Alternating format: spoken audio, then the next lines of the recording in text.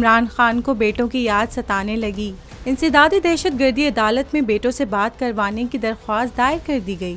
दरख्वास्त के मुताबिक बानी PTI और बेटों के दरमियान राब्ते के लिए जेल इंतजामिया ने कोई इंतजाम नहीं किया। बेटों से राब्ता करना बानी PTI का आईनी और कानूनी हक है। दरख्वास्त में मजीद कहा गया है कि इमरान खान अपने बेटों कासिम खान और सलेमान खान से मुलाकात भी करना चाहते हैं, क्योंकि ख़ानदानी रिश्तों को बरकरार रखने के लिए बेटों से मुलाकात ज़रूरी है।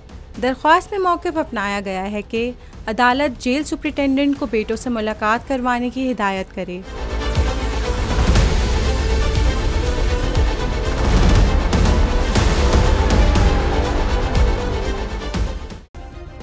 सब्सक्राइब करें और बेल दबाएं ताकि कोई खबर रह न जाए।